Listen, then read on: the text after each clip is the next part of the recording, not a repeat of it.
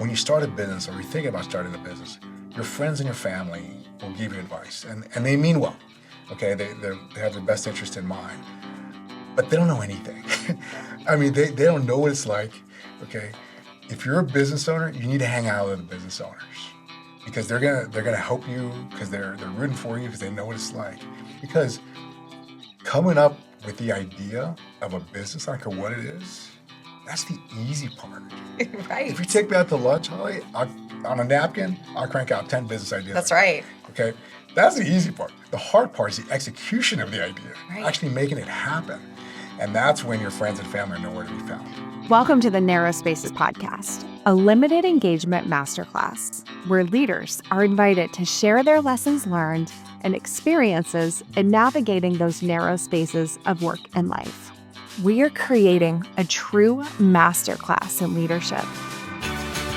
When the space between work and life is narrow, balance is impossible. I want to encourage you to be brave enough to lead in the narrow spaces.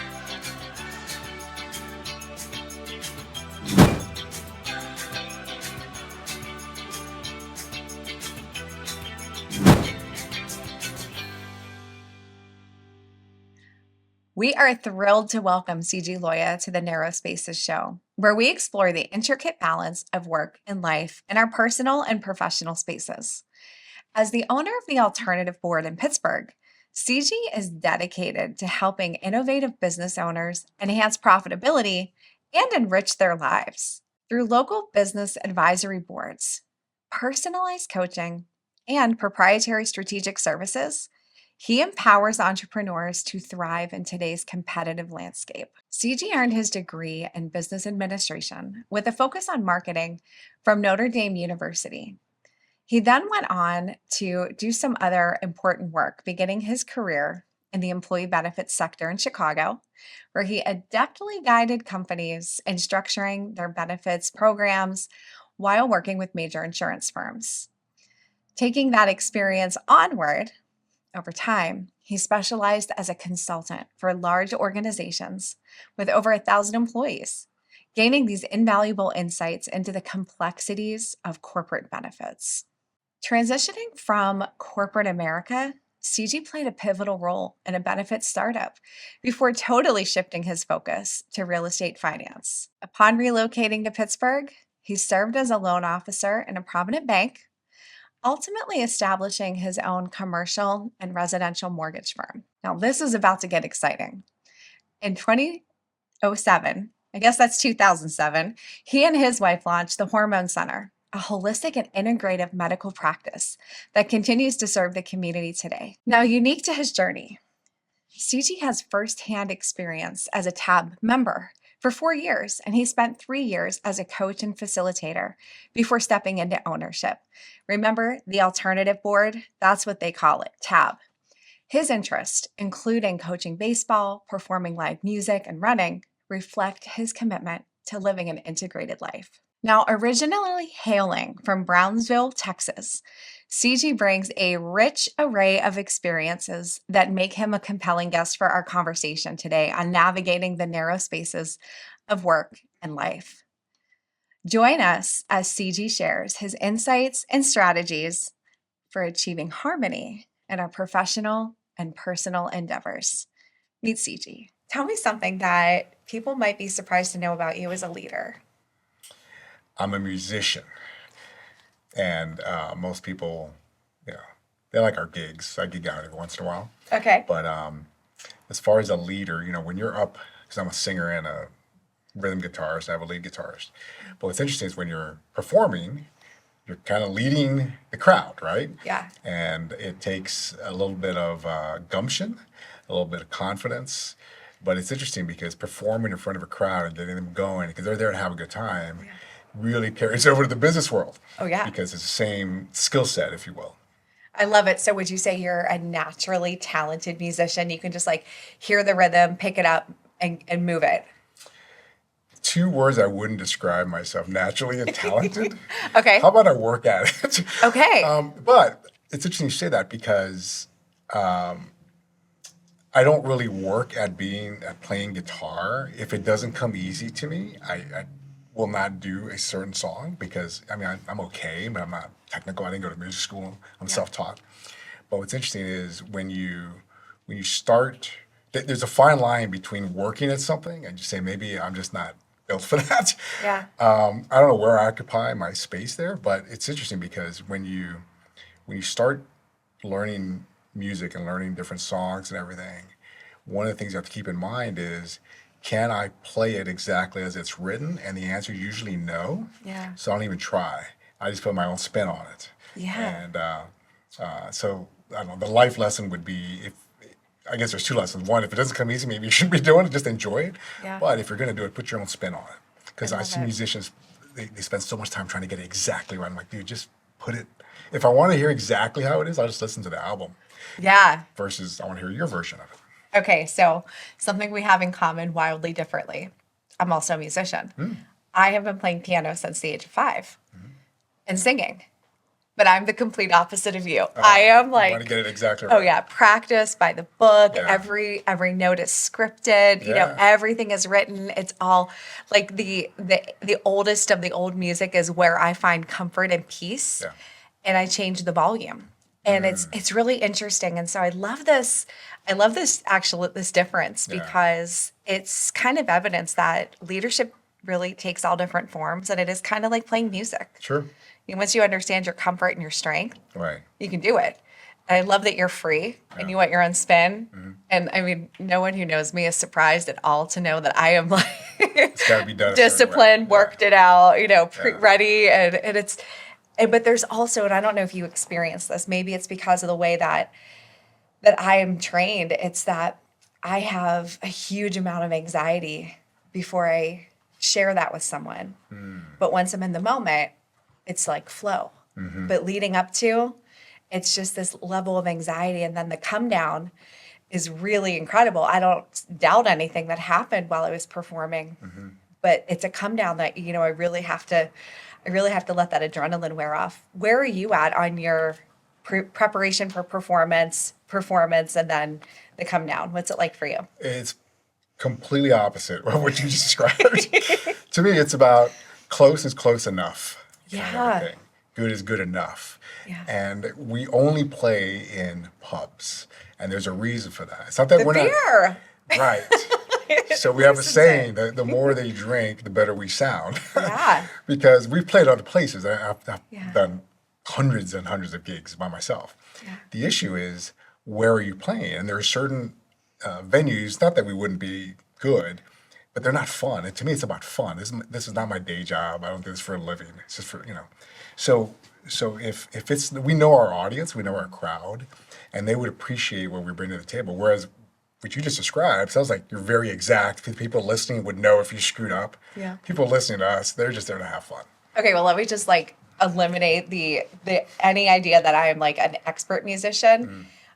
In my early years, it was all performance based. Like my parents dressed me up in a European dirndl for one of my concerts because I was playing the song Edelweiss. So it is, I would say, my performance style. The pictures are there. My performance style is more transformation. I want the people that I'm performing for to have a transformational experience of either enjoyment, delight, or something more meaningful. Yeah. And it's really interesting. And so let's pivot this performance in music and that passion that comes with it into how we navigate those narrow spaces of work and life. Because we bring that sense of fun and discipline and personality into all of those spaces. So when you are leading and you carry with you the sense of fun and passion and openness to whatever comes out being what we work with. What's one of the best parts of your work in life? Well, you brought up a good point. There really shouldn't be a difference. And I don't mean that you work all the time. That's not what I'm talking about. But you bring your personality to your work. And if you have to be somebody that you're not, then you should quit because you're going to be miserable and you're going to die young. And that's the majority of the world. The majority of the world hates their job. But they don't, because of circumstances, and I get it, you have kids in college, whatever, you can't quit. But you can start making plans to do something else, and whether that's going back to school or whether that's starting a business or whatever's in your in your in your head, start taking action, because the majority of the world, I'm talking 90% of the world, doesn't. They just get a job and they're miserable, they hate the job, but the question I always get is, well, what, I don't know what else I would do. What should I do? I'm like, I'm not here to answer, I'm not a guru, I'm not here to answer any questions about what you should do. It seems to me, because every once in a while, I work with business owners. Every once in a while, one of them will send me their kid or their friend who's thinking about opening up their own business. And the first thing I say to them is how hot is the fire in your belly to do this? Because it better be burning red hot for an extended period of time for you to take the risk to go out on your own. And what ends up happening is, when times are tough, when things aren't going as you had hoped or had planned, you have to call upon that fire to be able to keep going, because it's too easy to quit. Otherwise, you'll just go back. And even for businesses that failed, where once you get a taste of entrepreneurship, if it goes down, if the ship goes down, you got to go get a job to pay the bills. I understand that, but I don't want them to lose that fire. Listen, a lot of people have failed at businesses before. That doesn't mean you don't try again. So that's one of the things that I try to impress on people is, what did you learn from that failure? It comes out some pretty corny stuff that you learned when you were a kid, but it's true. So I just try to impress upon people that if you really want to do something, you don't have to be careless. I'm not saying you quit your job tomorrow, but start making plans on how to achieve it. Yeah, I think that makes so much sense. And something I know about you is that you are not afraid to create a business, Right. and that you guide business owners and small business owners and entrepreneurs all the time through the alternative board. But your history is filled with this. I've been starting businesses since I was the age of 5. Wow. I am obsessed with this idea of finding that narrow space between work and life that people are hungry for. And figuring out how to pull the resources to make it happen. And my goodness, I failed so many times. There's so many business ideas that I've written out or I've started that didn't work. But when you find one that works, it's just magical. It's like that. It's like, it's like performing on stage when Right. everyone's singing along. It's Yeah. just amazing. So in your journey, especially through the alternative board and the leaders that you are supporting, what's one of the best pieces of advice that you will give beyond that fire in the belly gut check? What's a piece of advice that you frequently give business leaders as they themselves are stuck in I've got to make this work. I've got to feed my family and put a roof on my house, but I know that I'm made for something more. It comes down to some pretty basic stuff, and the first thing I tell people is to learn from other people's mistakes as quickly as possible. Yeah. There's character growth that happens making mistakes, but nobody likes making mistakes. You don't do something thinking you're going to fail. So that's what we do at TAB, the alternative board, is we surround a business owner with other business owners so that they can say, hey, I have this issue. And, 9 times out of 10, one of the other owners steps up and says, hey, I had that same issue a year ago, and here's what I did, and it worked, or here's what I did, and it didn't work. But at the end of the day, it's up to you to take that advice and do what you will with it. But learning as quickly as possible what not to do is just as important as learning what to do. When most people start a business, it's typically something that they know or are familiar with. So for example, it's very rare you have somebody who's in corporate America who leaves to start a bakery. It happens occasionally, but usually it's they left corporate America, they're going to do something that they had learned in corporate America, and they're going to start doing it. And it starts out usually very positively because they have a few clients. They have 3 or 4 clients. And then after a while, they're like, well, how do I go get more clients, right? Well, now they have to be in sales, which only 3% of the population are natural salespeople. So you have people that have never been in sales having to do sales, and it can be very intimidating. But the essential question is not will you get some customers coming into your business, because the answer is surely yes. The real question is, can you get enough customers to make your business a go or to achieve whatever you want it to achieve? And that's the hard part, because most people get stuck. They will leave and they'll say, yeah, I'll have my 4 or 5 clients to get me going, but they don't know how to get client 6, 7, 8, 9, 10, right?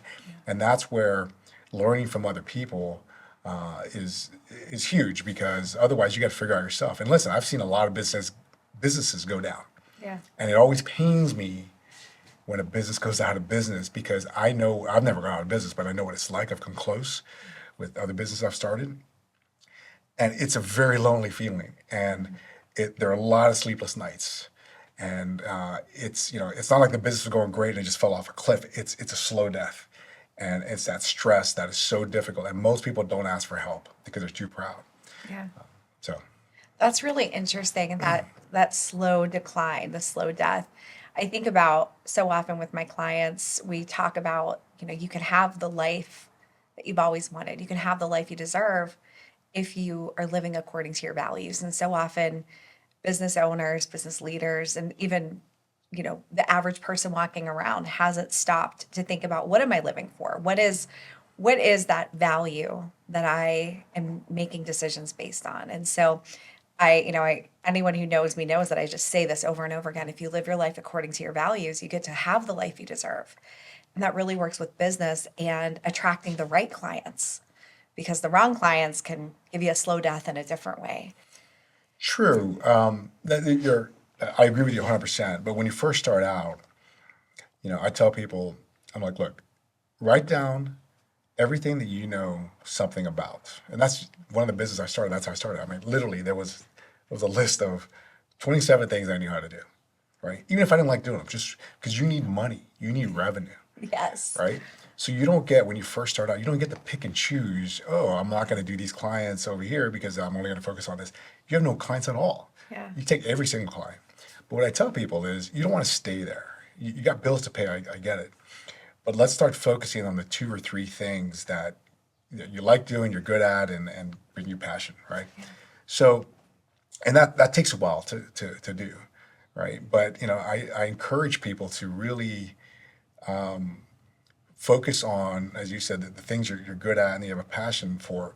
But I will tell you, sometimes the things you have a passion for doesn't sell. There's no Right. market for it. Yep. And I'm not a life coach. I'm not a rah-rah guy. I'm telling business owners how it is, with brutal honesty, good and bad.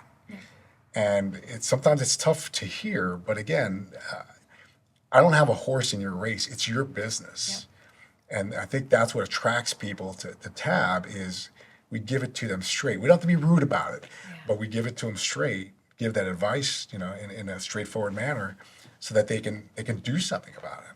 That's such a great piece of advice for people starting out, or people who are hungry, that you at first you do have to make that list. That's such a great piece of advice, because a lot of the things that I've had to figure out how to do in my career, All right. right, I didn't like doing it, but I'm really glad that I had that experience, Right. because being hungry makes your work harder. Right.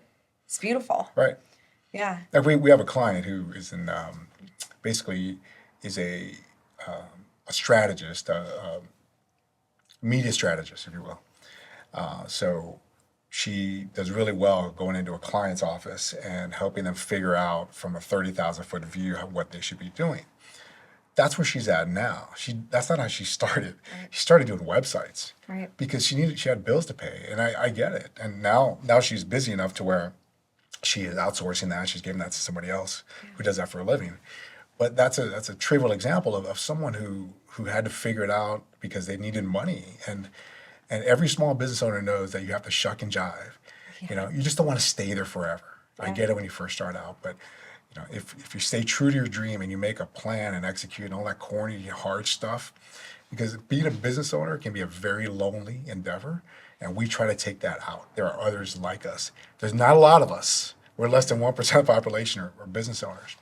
But once you realize that you're not alone, and the other thing is, when you start a business or you're thinking about starting a business, your friends and your family will give you advice, and they mean well. Okay, they have your best interest in mind, but they don't know anything. I mean, they don't know what it's like. Okay, if you're a business owner, you need to hang out with the business owners, because they're gonna help you, because they're rooting for you, because they know what it's like. So when I first started out, and friends and family were, you should do this, you should do this. And like, you don't know anything. Because coming up with the idea of a business, I don't care what it is, that's the easy part. Right. If you take me out to lunch, Holly, on a napkin, I'll crank out 10 business ideas. That's like right. that, okay? That's the easy part. The hard part is the execution of the idea, Right. actually making it happen. And that's when your friends and family are nowhere to be found. Because Right. they don't know how to make it happen. They can just give you the idea. I'm like, well, anybody can come up with the idea. Well, and that's so true. And that brings me to this other very painful point, the familiarity bias. A lot of people start businesses expecting their friends and family to send them referrals and clients. Yeah. But that familiarity Right. bias, it really is there, because so often people think of us only in the way that they first encounter us. And they Yeah. don't have the ability to jump that gap all the time to make those referrals that could be beautiful. Well, true. Yeah. So it's, 100 people say they're going to send you customers and, 5 do. Like, well, Yeah. So one of the things, I'm glad you said that, because one of the issues I see a lot is, let's say I was a shoemaker and I was working for somebody else, and I like making shoes and I'm really good at it, okay? And I decide to open up my own shop to make shoes. Well, the first question I ask a would-be business owner is, how many other shoemakers are within a 2-mile radius of you? Well, there's 15 of them. Well, it's going to be really hard to be a shoemaker when there's 15 other people doing it. And that's the one thing most people don't have an appreciation for. It's people are getting their shoes from somebody already. What are you going to do differently that's going to attract them to switch their long-time relationship to you? You can apply that to almost any business. People are getting, unless you've invented the cure for hair loss, okay? You don't need it. If you invented the cure for hair loss, forget what I just said. People are just going to beat your door down. But most businesses are not like that. They're already using somebody for your services. So what's going to get them to switch to you? Location might be one of them, okay? The next shoemaker is 50 miles away. Okay, then that's one thing to think about. But usually it's not like that. People are going somewhere for the service you're offering somewhere else. And it takes a lot to get them to switch from them to you. So it's not just about you. This is business 101. It's just like a competitive analysis. Who's doing what I do, and why would they switch? And please don't say service. It's terrible. Like, everybody says service. I have better service than the next guy. Everybody says that. It's so subjective also. Right. It's so subjective. Yeah. So- Or like the style. It's so subjective. It's privy to people's taste. And so when you think about just that need for business owners, for entrepreneurs, for leaders to be surrounded by people who are in that same kind of fight, creating the alternative board, bringing that here in Pittsburgh, which is where you're located. You came from another part of the country, you were educated somewhere, you've jumped all around and had great business experiences, and you've started a business with your wife, which is wild, and I want to hear about that, because that narrow space, I really want to hear about that. But when you think about what sets an organization like the Alternative Board up for filling such an important gap for business owners, what can you tell us about that? Because it's unbelievable what you guys do. Well, I was a customer of Tab before I was the owner. And you mentioned my wife, so let's start there. Well, Yeah. my career history is I started out in corporate America for 12, 13 years, and then went on my own. I owned a mortgage company. I was doing fine. My wife is a physician, so she got tired of the rat race, working for the big hospital systems, and decided to open up her medical practice. So I joined her, and that wasn't the original plan, but that's the way it worked out. So that was almost 18 years ago. And based on my history of the insurance business, I said, we need to try to start this medical practice without taking insurance. It's going to take us longer to get going. We had 0 customers, and that's what we did. And we almost went out of business 3 times. I wouldn't do that again, start with 0 customers kind of thing. But anyway, you live and learn. The issue is simply this. I ran the practice. I was a customer of the company I own now. Then the previous owner asked me to be one of his advisors, one of his coaches, and then I bought him out eventually.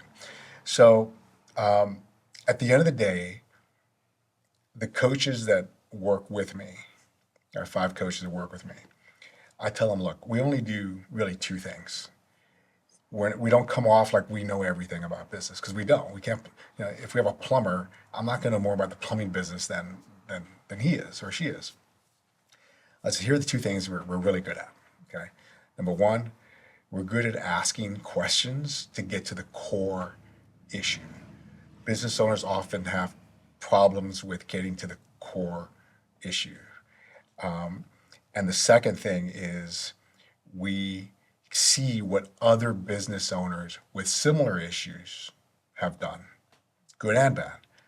And we can bring that to our business owners, say, listen, the issue you're having, Bob over here had the same issue.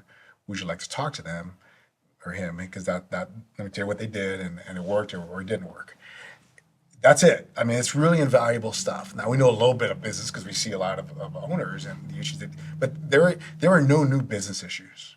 Yeah. I'm convinced of that. Like, there's nothing you have that's going wrong that someone else hasn't experienced. Right. We have the catbird seats seeing 70 clients doing what they're doing, and we're sitting there, oh, wow, that issue is very similar to the one you have. Why don't you guys talk? Or let me tell you what they did. And that's basically what we do. And I mean, we have more tools and stuff like that, but at the end of the day, being a business owner, small business owner especially, it's a lonely affair. No one knows what it's like. And when things are not going well, then, that's when you need other owners' advice the most. When things are great, we're happy for you and we'll be the first ones cheering for you and everything. But I've never seen a business owner where the business just goes like this. It doesn't happen. Right. It's a lot of this. Sometimes it's down here, okay? And so we're being a tab meeting. So the way a tab meeting runs is we meet live every month. There's 8 business owners with a coach in the middle, and everybody gets to bring up their core issue. Whenever someone's up, meaning business is good, there's always someone that's down. I don't know why. I've just noticed that. The person that's down, that's when they need the meeting the most, because they need to hear from this person. Give it some time and it's going to switch. All of a sudden, the person who's doing great isn't doing so great anymore, and this person's up. And it's just amazing the camaraderie that we're able to foster. Latitude. The map to professional growth. So what's this mean? What are we going to try and do to invest and develop our people, retain that top talent? Well, now it's possible to bring all those things together in one place. Employee engagement surveys, career mapping technology, mentorship software, and then a couple of tips, tricks, short lessons of how to do this over time. Now we know the who can help guide us, the what to talk about in each of those conversations, and the where we can go and grow professionally, all in one spot. It sounds like the kind of community that's facilitated by a really thoughtful question asker makes all the difference in the world. No, you've navigated so many really interesting transitions in your career. I mean, you've mentioned like 4 different industries right now that you've had experiences with. So how have you navigated those transitions with maintaining a healthy space in your work and life? And I don't believe in work-life balance. I think that's just a fictional story that we sometimes are sold. I think that there's a harmony, and I think that there's a way that our work and life work together because business is so personal. It's something we invest ourselves in. So how have you navigated some of these transitions with care for that space in your work and life? Well, it's all about, I hate this term, but it's the only one I can think of, is time management, right? And I don't always practice what I preach, but I'll tell you what I try to do. Yeah. If you look at, we all had this, as the nuns in Catholic school used to say, everybody gets to save 24 hours in a day. It's what you do with them, right? It's told us that incessantly. But it's true. So there are three areas of your life that time can be segmented into. One is the doing of your work, the actual, whatever you do, you're showing up and you're doing it, right? The second is the planning of what you're going to do. Okay, that's the heavy thinking. Okay, and the third is recuperation. Whatever that is, that's exercising for you, that's painting, whatever you do, where you don't think about the other 2 things. It's amazing because in that third category, that recuperation, inevitably, take this to the bank, your best ideas come from. Like if you go for a walk or go running or exercising or whatever, it's amazing. It's like without fail, if I have a problem, I'll go for a run. Because in that running, by the end of the run, I'll figure out the problem. And I don't know why that is. It must be an endorphin thing. I'm not sure. But that's it. Just structure your day in those three things. And some days you can relax more, some days you got to work more. Right? So I don't get caught up in the number of hours. But it's just amazing to me that the recuperation is so key. And most people don't do that. And that's the thing. They just work all the time. And somebody who works 80 hours a week, I know, is really a bad time manager. No one should have to work that way. And I see it, people that work in corporate America all the time. They work all the time, and I'm just like, why? Because they don't know what else to do. They never thought about how they should structure your day. Maybe you suck at delegating. Maybe you should work on that skill. Or maybe whatever. Maybe you shouldn't be in that job.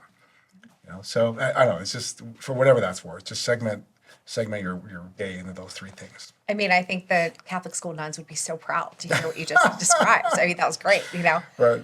So I want to pivot to navigating that space with starting a business and running a business with your wife. Mm-hmm. That's a huge thing. And I know that there are people who are brave enough to enter into that space. Mm-hmm. And so I'm super interested in hearing a little bit about that experience and what you learned. It's a fine line between being brave enough to do it and being stupid enough to do it. Okay. I mean, right? Isn't that true? Isn't that everything? That's true. So I would say this, and so I'd say about 30% of our clients are family-owned businesses. Almost none of them are husband and wife. Yeah. They started out that way, but they figured they couldn't work together. And I just ran into somebody last week where they started about a year ago and they're having issues, right? And all I say is that this is what we did from the beginning. By the time I went into business with my wife, I had done 2 startups prior, so I never had this issue. So then, but I did know this. When you're going into business with other people, you have to clearly, from the get-go, segment what each person's going to do. You have to divide and conquer. Because there are 5, I call them the 5 buckets of business. There are 5 areas that are universal to any business. I don't care if you're a consulting firm or a bakery down the street. Okay, number 1, sales and marketing. You got to get customers. Number 2, finance. Someone's got to look at the numbers, make sure you're making money. Number 3, human resources. Whether they're W-2 employees of your firm or whether they're 1099 contractors, I don't make any distinction. They're still people. Number 4 is operations, right? The block and attacking of running a business. And the 5th is industry trends, being on the lookout, head on a swivel, what opportunities can you use to jump on or what threats do you have, et cetera. Well, if you're going to work with your spouse, you have to divide up those buckets. Someone's got to handle the shop, the operations side, someone's got to go sell, whatever, right? And what my wife and I did is when we started, I said, look, you run the clinical side. So the nurses will report to you, et cetera. I'll handle everything else, the sales, the marketing, insurance, payroll, all that kind of stuff, right? And those medical providers, although they reported to her for clinical issues, they reported to me for everything else, vacation time, whatever, right? So with couples that work together, they haven't delineated between those 5 buckets, and they do everything all at once. And I'm just like, look, that's fine if it works for you, but segment the buckets if it's just the 2 of you, and then have a meeting once a week to talk about the crossover. Like, hey, I need to talk to you about this issue, whatever, right? And if you just set an hour at the end of the week or beginning of the week, whenever you want, to talk about the other buckets that you're not involved with. Let's say I'm the spouse and my spouse is doing something else. We need to come together and make sure we know what's going on. Only in emergencies did we talk about if we were going to get together at Friday at 9 o'clock for our little meeting. If it was a Tuesday night and something was urgent, yes, bring it up, okay? But if it can wait till Friday, that's great. Because at the time we had little kids, and you don't want to, you send the dinner table, you want to hear about what they're doing versus, hey, I have this payroll issue, whatever, right? And that's the advice I would give to couples who work together is it can work, but you have to have some sort of structure to handle business issues so that you don't screw up your marriage. I think that's incredible advice. And I think that, it goes into family businesses also that, and a lot of the clients that I serve are family businesses or couple-owned businesses. And I'm always just reminding them that, we're not just building your business. We are securing a legacy for your family. So let's make sure that where anyone can do the work you do, nobody can be who you are at home. And if we can keep that narrow space as wide as possible and clear, Right. Families thrive, and our world needs families. Right. You know? And your kids are listening, even when you think they're not. Yeah. And I know so I have three kids. My son is almost 23. I have a daughter who's 21 and another daughter who's 19. My son just graduated from school last May, and he joined me in the business. So working with your kid, and it was his call. Okay, I mean, I secretly wanted it to happen, but he approached us or me, and he's doing great. But there's that dynamic of now this is your kid working with you, and how is this going to work? Like, what is he going to be in charge of? What is he going to do? When do you? And it's really, I'm still figuring it out myself. But it's really, really rewarding when it works. Let's talk about rewarding work. What would you describe as the best work of your life, or how would you describe this idea of the best work of your life? Because that's what I'm going for. I want people who catch this conversation to be excited about taking steps towards having the best work of their life. So how would you describe it? I don't know. That's a great question. It's a hard one too. Well, but look, at the end of the day, you can really only be good at one thing, maybe two if you're an all-star. Go back to those buckets. I think, it's just me personally, where I think I'm decent at, maybe even good at, is inspiring people to make changes in their life. Whether you're a business owner or working in corporate America, or it doesn't matter to me. It's just waking up and enjoying what you do for a living. Because working is so many people say, well, I go to work, I hate it, but then I get my joy from my children or whatever. And that's great. But you shouldn't hate a third of your day, for 30 years, 40 years, right?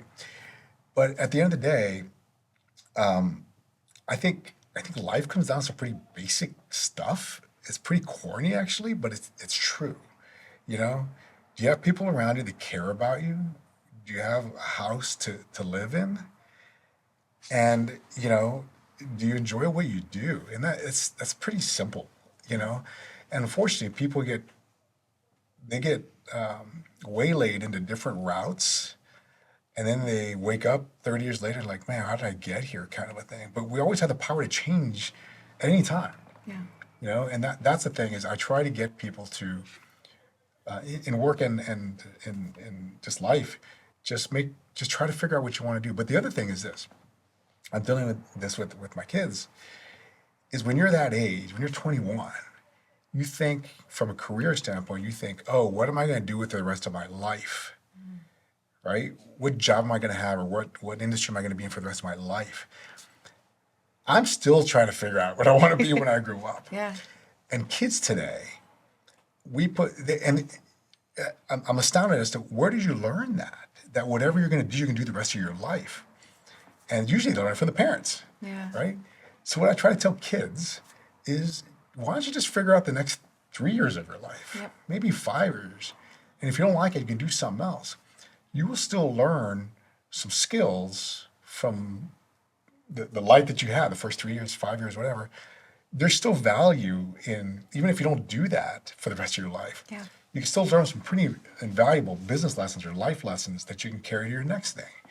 And that's what I tell my kids, is simply just try to figure out the next 3 years, and then we'll shuck and jive and adjust at that point. And if you like it, renew for another 3 years, right? But you're not stuck in what you're going to be doing for the rest of your life. And most people, that's a foreign concept to them. Yeah.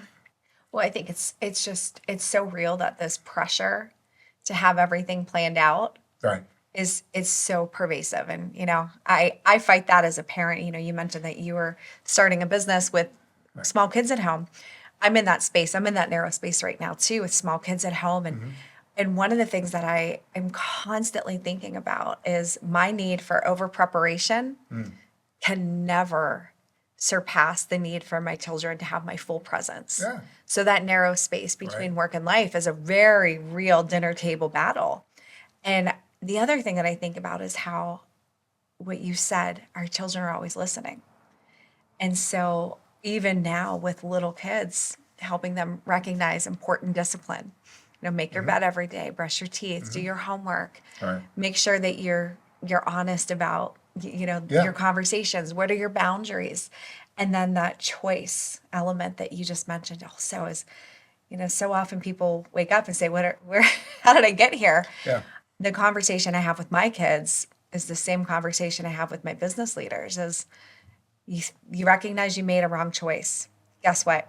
Best way to get out of it is to make the next right choice in front of you. Get to that just make Yeah. the next right choice, even if it's embarrassing for you, even if it requires, a loss of money or Right. a loss of saving your face, Yeah. make the next right choice. It's a great point because look, nobody wants to fail. You don't start something thinking, oh, I hope I fail, right? You have the best intention and everything. But there's an old saying, and I think it's true. It's fail fast and don't lose a lot of money. So there's an old business adage. The business author Jim Collins, it's his concept. I'm not taking credit for it. It says shoot bullets before you shoot cannonballs, and what that means is simply, you have an idea for a business or something, and just go into it. Hopefully, you don't have to spend any money, but if you do spend a little bit of money, just test market it, if you will. Don't bet the farm yet, because you don't know if it's gonna work yet. And if you're able to shoot straight and shoot where you want, now you bring out the cannonball because you're going to go all in. And that's the thing is, it's not.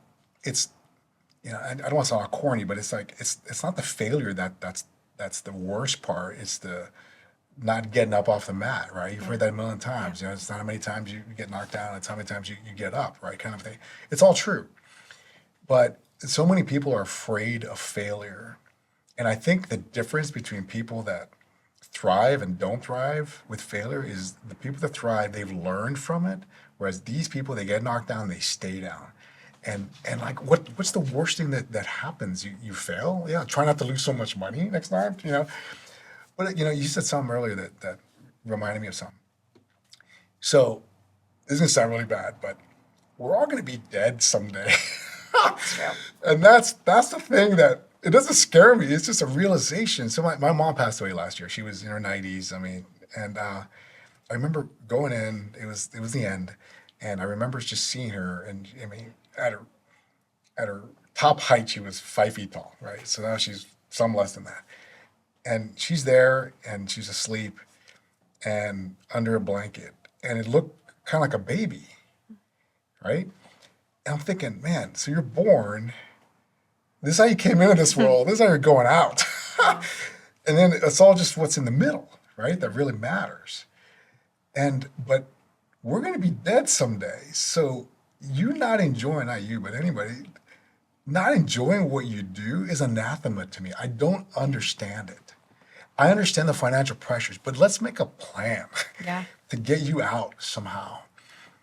That's why I wanted you to have this conversation with us today, because when we think about navigating the narrow spaces of work and life, we all should be living the best work of our life. We all should be given the opportunity to have the life we deserve. And it takes discipline, sacrifice, clarity, honesty, humility, help. Right. But life is really short. It is. And for those that have children, your children are watching what you do. If you cower every time some bad happens, they're going to learn to cower themselves. If you sit there and say, wow, this really sucks, I wish this hadn't happened, but what am I going to do about it? They're watching that too. So if nothing else, you're living for your children. And you obviously want to give them the best chance for success. But I don't have a lot of, so my time's limited. And sometimes I try to spend my time with people that are willing to change or improve their lives.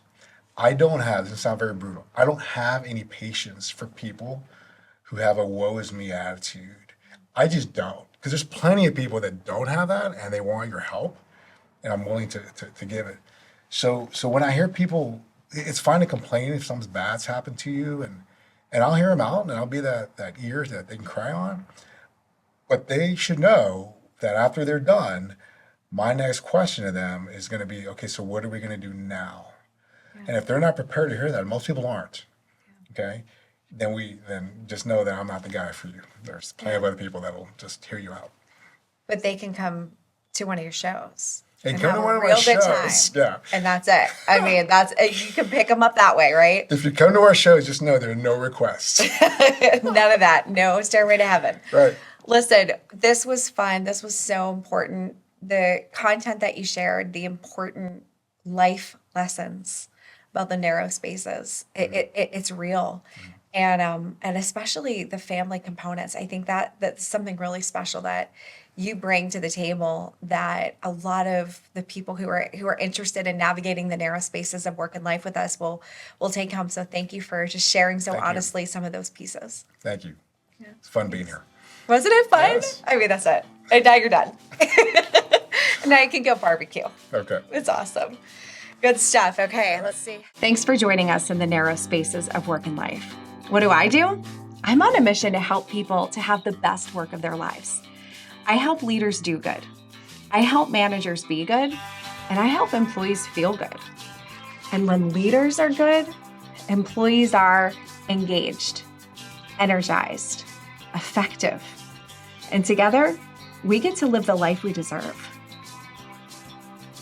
Be sure to check out the show notes for more information on where to connect with our guests and sponsors and experience all things Narrow Spaces at narrowspaces.com, where you can gain access to this episode, subscriber extras, and more.